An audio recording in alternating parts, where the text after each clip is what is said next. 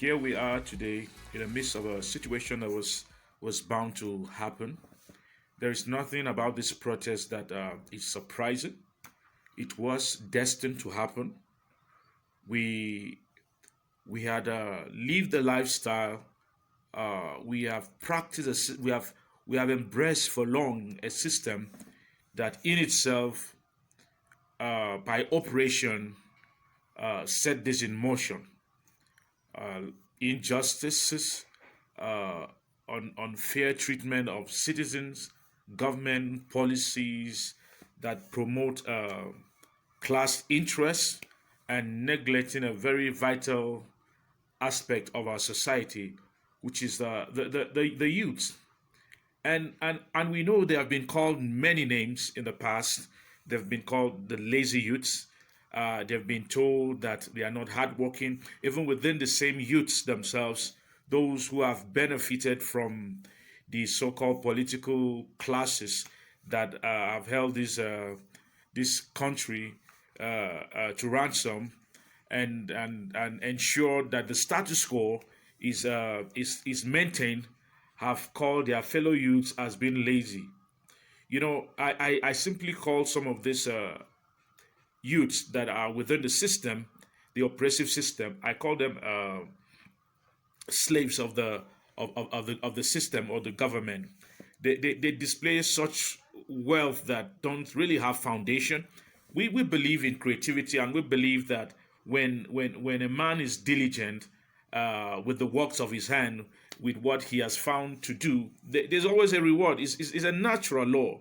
It is not something to begin to shout about and give it some form of credence as if it's a selective unfolding. No, it is just what you do with your life. But before you can do that, we always need a platform. Every individual needs a platform. You need an opportunity to be able to express yourself and become somebody. But the system that we've had in the past has been such that it's been selective, it's been class structured, and it's favored only but a few. So what is happening in Nigeria today, I'm not surprised. If not for anything, I am very excited, and I've told my friends that please, we need to know what is going on. Some of us think that we are still youth because we still can afford to wear jeans and wear sunshades and feel cool. Yeah, that's okay. There are actually different types of youth. There are youths by the mind, there are youths by age, there are youths by appearance, if I could say that. But the truth is that this what is happening now is very fundamental, is key, and it has relevance to the future of this country. For these youths to come out and say that enough is enough, what else can we say but to be proud and celebrate the process of change? Anybody can take this unfolding for granted. I've heard people who have said that this thing will just fade away, will just die a natural death. Sorry, you don't even know what is happening. You are living in a fool's paradise. You may have your reasons why you're wishing it to go away. You may have your doubts, but you are looking at the people that have been pushed to the wall. Naturally, by disposition, we are very gentle and peaceful people, and that is what the political class and the leadership have taken for granted. But I still love the fact that we are peaceful people, because what is happening in Nigeria, the Nigeria that had before now had been thought to be a weak country, when you're making reference to the activities and reactions and responses of our youth. But we know that it is the default nature of our people, and the way traditionally we've been raised, that in the past had made these youths to be calm. But good news is that they're still calm but persistent, peaceful but forceful. This thing is not going away. It is not. You better know what is happening. You better know what time we are in. This thing is not going away. Nobody's going to sweep this under the carpet. I spoke with a friend, and he told me that, yes, a lot of things may happen in the process, unpleasant circumstances. The government may try to use force to resist, but it is not going away. The youths are just peacefully asking the unproductive leadership of this country that Guys, just step away.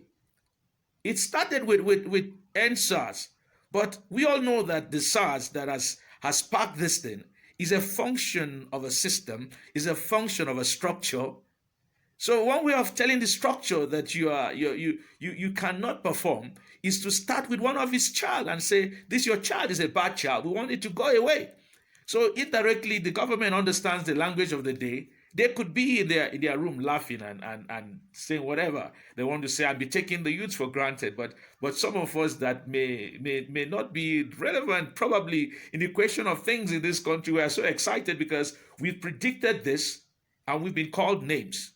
We've had people in prominent places supported this opinion that if things continue the way they are in this country, you should know that Nigeria itself will one day be in this kind of position.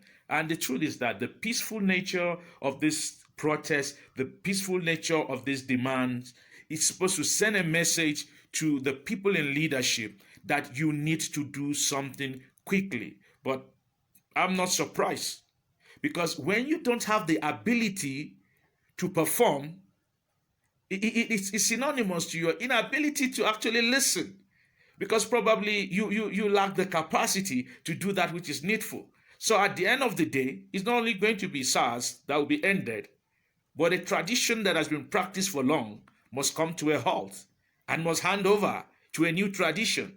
And that is what the youths are asking for. And some of us were excited that this is going on today in our country. My advice would be the people in the helms of affairs, at the top of leadership, they have a very grand opportunity to rewrite history and redirect the course of this nation. Instead of resisting and being persistent, putting up a stubborn gesture and taking this process for granted, you can become heroes. I think this is when the tactics of one of the generals that lead in this country and rule in this country becomes applicable. It's time probably to step aside. Is it that you step aside or you bring in something new? There's no option to that. This is a cloud that has gathered and rain must fall.